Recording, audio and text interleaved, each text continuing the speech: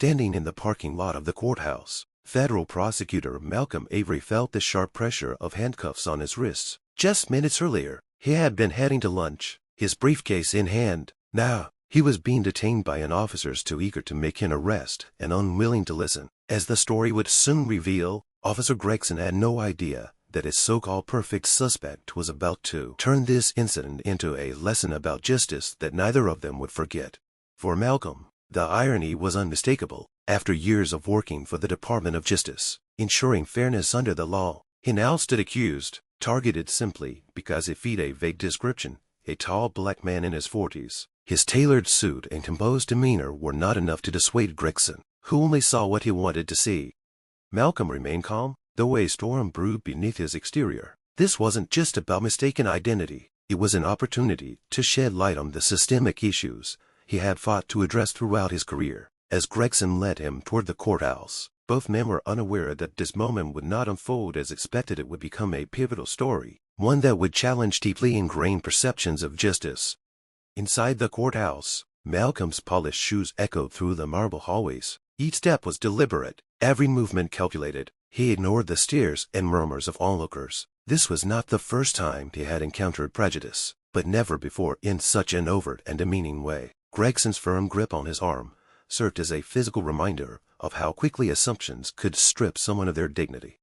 "Your Honor," Gregson began, his voice brimming with misplaced confidence, "this individual matches the description of the suspect in the downtown thefts." Gregson's tone carried a certainty that belied the weakness of his evidence. Malcolm surveyed the room. The judge looked unimpressed. The audience murmured expectantly, and Gregson's partner shuffled uncomfortably by the door. "A tall black man, early 40s, Gregson stated, as though presenting irrefutable proof. "I found him outside the courthouse, carrying a briefcase that could contain stolen property." The judge adjusted his glasses and glanced at Malcolm. "Nair." Stepping forward, Malcolm squared his shoulders. "Malcolm Avery, Federal Prosecutor with the Department of Justice." Gasps rippled through the courtroom, and Gregson's confidence wavered. Malcolm seized the moment, turning to face the officers directly. His voice was steady, each word measured. "Officer, can you tell us what specific details your witnesses provided? Did they mention unique characteristics or behaviors? Or did you simply see a black man in a suit and decide to fit the description?" Gregson stammered, shuffling his notes. "The witnesses, they said, well, the description was."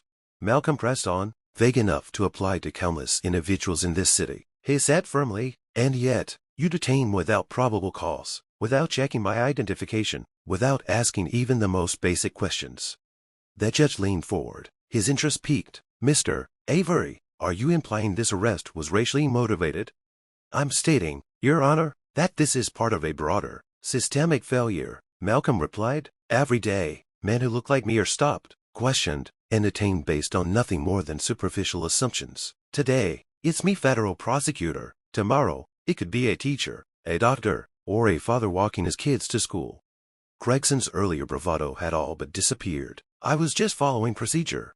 "Then we need to revisit those procedures," Malcolm said sharply, "because if this is standard practice, we're failing the very communities we claim to serve." The courtroom grew silent. Malcolm opened his briefcase, pulling out files he had been taking to lunch. "These are cases. I'm prosecuting cases involving real criminals who pose actual threats to our society. Meanwhile, Officer Gregson diverted resources to detain me, based on nothing more than prejudice disguised as protocol."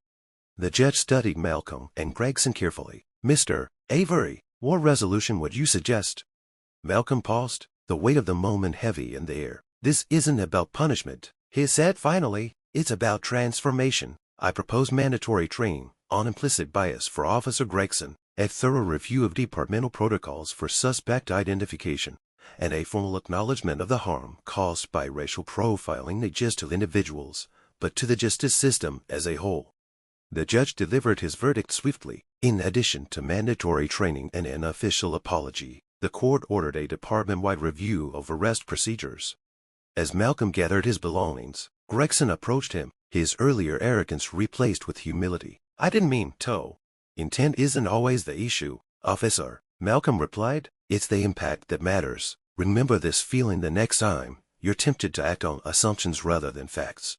Outside the courthouse, Reporters swarmed Malcolm, their microphones thrust toward him, but Malcolm wasn't seeking vindication. He used the opportunity to address the bigger picture: justice, accountability, and the importance of systemic change. This isn't just about one officer's error, he told the crowd. It's about breaking harmful patterns and demanding better from the systems that govern us. True justice begins when we stop accepting that's just how it is and start asking, how can it be better? As Malcolm descended the courthouse steps, the weight of the day's events felt lighter. A young law student approached him, her voice trembling with emotion. "Mr. Avery, what you did today gave me hope." Malcolm smiled, recalling his own early aspirations to make a difference. His phone buzzed. Another case awaited, but before heading back to his office, he turned to address the gathered press one final time. Change doesn't happen overnight, he said, but it begins with moments like these, moments that remind us of the courage, compassion, and persistence required to build a fairer system. Thank you for watching till the end. I hope you enjoyed the story. If you did, don't hesitate to like the video and share it with your friends. To subscribe to our channel and turn on the notification bell for more fascinating stories. Have a nice day.